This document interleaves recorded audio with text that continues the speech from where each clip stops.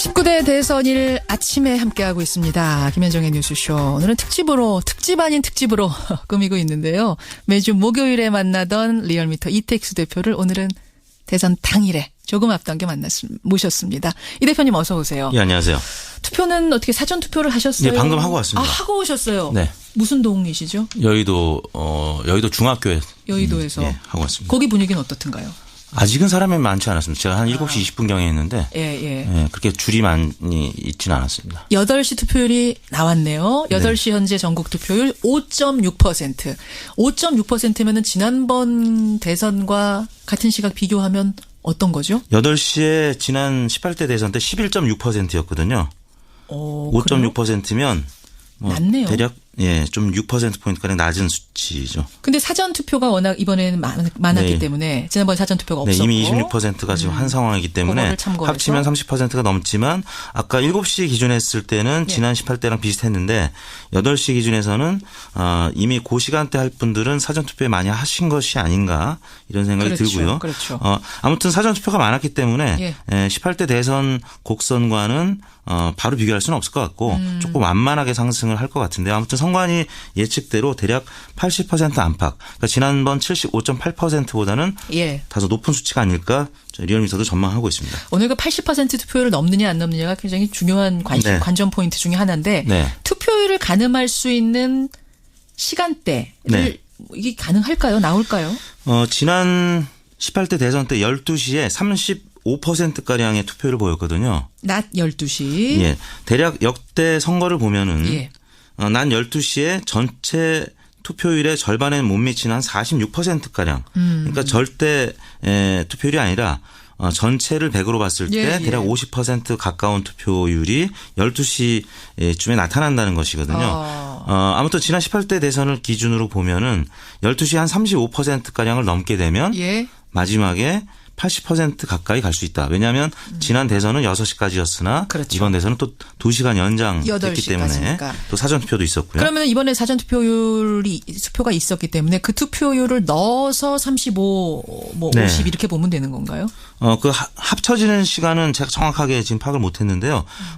선관위가 우리가 이제 예상할 때 예상 수치를 그렇습니다. 합쳐서 생각해야 된다는 12시쯤에 아무튼 35%가량을 넘으면 전체 투표율은 80%에 가까이 가거나 넘을 가능성이 있다. 이렇게 봐야 될 것 같습니다.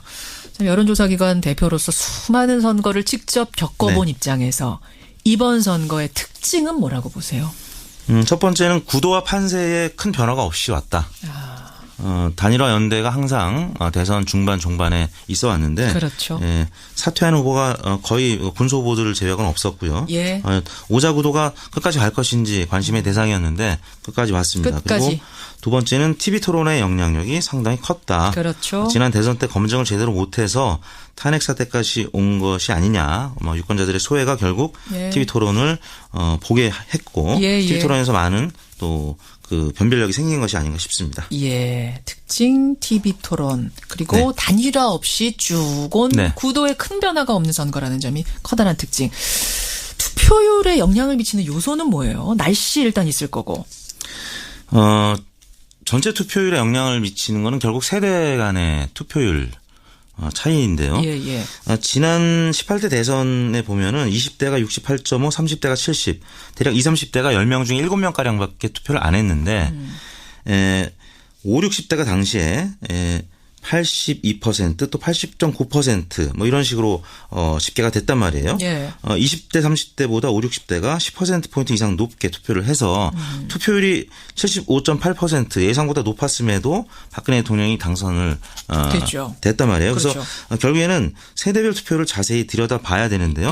젊은 층의 투표율이 이번에는 사전 여론조사를 보니까 굉장히 투표율이 높기 때문에 그렇다면 투표율이 그냥 넘어서는 높아지는 것이 아니라 20, 30, 40대 투표율이 같이 높아지면서 높아지기 때문에 그 부분이 선거에 영향을 미칠 수 있다라고 봐야 될 것 같고 두 번째는 제가 여러 번 김현정의 뉴스쇼 의뢰로 조사를 해봤지만 이번 선거의 의미 정권 교체의 열망 적폐청산 혹은 부패청산 뭐 이런 부분들이 많았기 때문에 그런 부분들이 정권 심판론적인 접근, 그러니까 회고적 투표라고 하죠. 그런 부분 때문에 투표율이 많이 올라간 것 같고요. 마지막으로 투표 환경, 뭐 사전 투표가 이번에 도입이 됐고 또 긴 연휴 기간 이런 등등이 반영이 돼서 투표율이 높아질 것으로 전망이 되고 있습니다. 지금 비 오는 곳이 많아요. 여러분 제보가 쏟아지는데 비가 서울은 안 오죠. 서울은 제가 지금 창밖으로 보니까 이제 잔뜩 흐려 있는 상황인데 남부지방으로는 비가 온답니다. 날씨가 얼마나 변수가 될까요? 날씨가 맑으면 진보성에 강한 젊은이들이 나들이를 떠나서 진보 후보에게 불리하다. 그리고 날씨가 흐리면 보수 성향인 노년층이 외출거려서 보수 후보에게 불리하다라는 그런 설이 있었죠. 그런데 지난 17대 또 18대를 거치면서 이 설은 별로 설득력이 없는 것으로 나타났는데요. 날씨는 별로 영향 못 준다? 네. 지난 17대 때 날씨가 따뜻했는데도 불구하고 이명박 후보가 당선이 됐던 시기였죠. 근데 투표율은 63%로 젊은 층이 별로 투표를 안 했습니다. 왜냐하면 당시 정동영 후보가 워낙 지지율이 낮았기 때문에 그렇죠. 또 18대 대선 날은 평균보다 6.7도 낮은 영하 2.8도였는데 투표율은 또 75.8%. 노인분들이 많이 나왔어요. 맞아요. 그래서 박근혜 대통령 당선에 기여를 했는데 결국에는 그 당시의 정치적 상황이 투표율에 직접적인 영향을 미친다 이렇게 봐야 될 것 같습니다. 저는 그런 생각도 들더라고요. 오늘 뭐 비가 막 와도 원래는 12월 그 추울 때 하잖아요. 그 추울 때에 비하면 지금 날씨가 좋은 거거든요. 그렇죠. 봄에. 뭐 폭우가 오지 않는 이상. 그렇죠. 폭우가 오지 않는 이상. 그래서 날씨가 오늘 비가 오더라도 투표장에 그것 때문에 못 가겠다라고 하기는 좀 그렇다. 그렇죠. 핑계가 안 된다. 많이들 투표하러 가시고요. 또 하나는 저는 이 사표 심리가 오늘 얼마나 작용할까. 이 부분은 이제 투표율보다도 각 후보들의 당선에 영향을 주지 않을까 그 생각이 들어요. 왜냐면은 한 일주일 동안 여론조사 공표를 우리가 못했기 때문에 그간 판세에 대한 정보는 뭐 구체적으로는 없습니다만 내가 찍은 이 표가 사표되는 거 아니야? 그러니까 내가 싫어하는 후보의 낙선을 위해서 내가 제일 지지하는 건 아니지만 내가 싫어하는 후보의 경쟁자를 뽑아야 되는 거 아니야? 이런 심리. 이 심리가 얼마나 작동할 것인가. 그렇죠.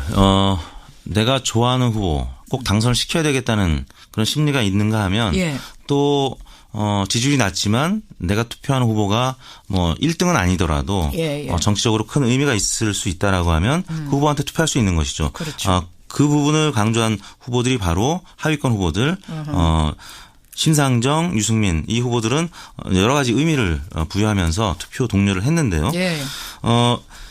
문재인, 심상정 이 두 후보는 이제 진보 후보로 분류가 돼서 심상정 후보 지지층 입장에서는 문재인 후보가 여유 있게 당선될 것 같으니까 심상정 후보를 밀어달라는 입장이었는데 선거 종반으로 가면서 1강 2중 구도가 또 바뀌었을 수도 있다 그래서 문재인 후보를 찍어달라 이런 또 캠페인이 있었고 문재인 후보 측에서는 이 중도 보수 진영 이쪽에서는 또 유승민 후보 지지층 입장에서는 이번 선거는 지금 사실상 현실적으로 보수 후보가 재집권하기는 좀 어려운 상황이니까 좀 의미 있는 투표를 해달라.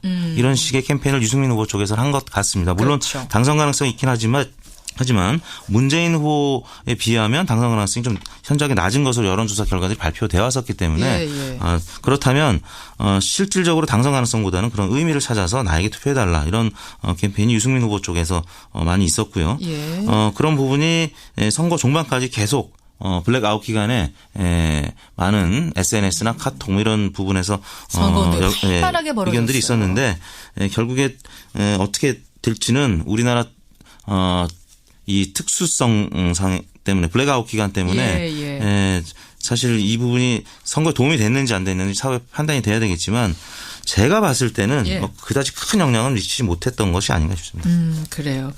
그 심상정 후보 측의 노회찬 의원이 이런 말씀하셨어요. 나와서 결혼하고 싶은 좋아하는 사람하고 결혼해야지. 결혼할 사람 찍어놓고 좋아하면 안 됩니다. 이러면서 이제 거기서는 사표 아니니까 찍어주십시오. 이런 호소를 했고 결국 그 사표 심리가 얼마나 이게 작용할 것인가 이게 중요한 오늘 또 관전 포인트. 과거 뭐 지방선거 총선 때 그런 경우가 가끔 나타났었기 때문에 좀 그런 트라우마가 있죠. 심상정 후보 입장에서는 더욱이 그럴 수밖에 없고 정의당 입장에서는 그럴 수밖에 없죠. 그래요. 자 출구조사가 오늘 오후 8시 땅 하면 나옵니까? 네. 방송 3사의 출구조사 대략 10만 명 조사한다고 하고요. 저희 CBS와 리얼미터는 전화조사로 8시에 또 동시에 발표를 하는데요. 8시 땡 치면 합니다. 네. 저희는 전화조사고 지상파 3사는 출구조사고. 출구조사고. 네. 그 출구조사 결과가 종종 안 맞았잖아요. 네. 이번엔 어떻게 될 것 같으세요? 출구조사가 두 가지 종류로 나뉘어야 될 것 같은데요. 대선은 지금까지 큰 변수 없이 맞춰왔고. 그런가요? 네. 총선이나 지방선거 때 많은 사과 방송을 했었죠. 아하. 왜냐하면 지난 총선만 해도 사실 그 전에 여론조사도 휴대전화를 사용을 못했었고요. 예. 또 워낙 많은 지역구, 총선 같은 경우는 250개가량 되는 지역구를 예. 다 해야 되다 보니까 예. 사실 쉽지가 않고 또 워낙 박빙인 선거구가 많아서 표지보차라고 하는 뭐 1, 2% 그리고 비표지보차라고 하는 그러니까 출구조사 하면서도 거짓 응답을 하는 분들이 1, 2% 정도는 있어요. 그래요? 그걸 이제 비표지보차라고 하는데 그런 부분 때문에 총선은 좀 예측하기가 어려운 상황이고요. 다만 대선은 지난 5년 전이나 10년 전이나 큰 무리 없이 예측을 했었고 저희 리얼미터도 계속 전화조사로 했는데도 틀렸던 적이 있잖아요. 땡 했는데 네, 이쪽 맞췄습니다. 방송사하고 저쪽 방송사가 달랐던 적이 있잖아요. 대선은 별로 그런 적이 없고 총선이 이제 의석수가 이제 좀 차이가 났는데 대선은? 그 의석수를 거의 방송 3사가 동시에 다 맞춘 적이 없는 예. 거죠. 리얼미터는 틀린 적이 전혀 지난 대선은 예, 5년 전, 10년 전 유일하게 전파를 탄 예. 예측에서 틀린 적이 없는 오늘 8시도 네, 그럼 기대하겠습니다. 8시 땡 치면 네. 리얼미터의 조사 결과는 저희 CBS를 통해서 네. 방송이 됩니다. 그래요. 실제 결과의 윤곽이 드러날 시간은 언제로 보세요?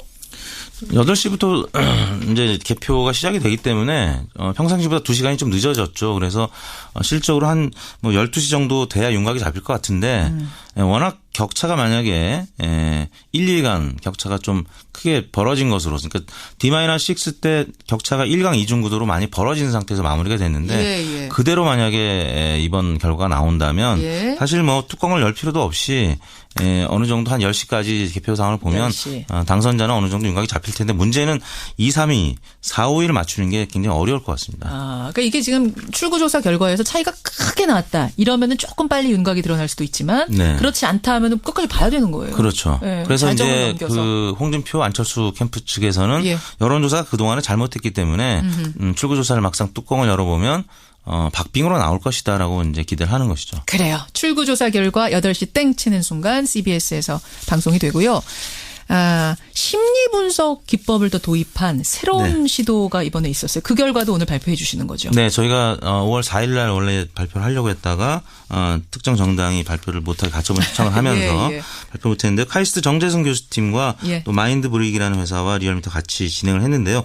내재적 선호도 조사라는 기법인데 사람들이 본인들이 표현한 의견과는 다르게 마음속에 의견을 아직 정하지 못했거나 아니면 마음속에 뭔가 있어도 심리를 스스로 밝히지 못하는 예. 그런 부분들을 찾아내기 위해서 뭐 눈동자라든지 아니면 자극을 주고 반응을 보는 그런 실험인데요. 오늘 8시 CBS를 통해서 독특한 실험이더라고요. 저도 내용 들어보니까 네. 오늘 8시에 여러분 함께 들어주십시오. 네. 이택수 대표 고생하셨습니다. 네, 감사합니다. 하셨습니다. 네, 감사합니다. 하셨습니다.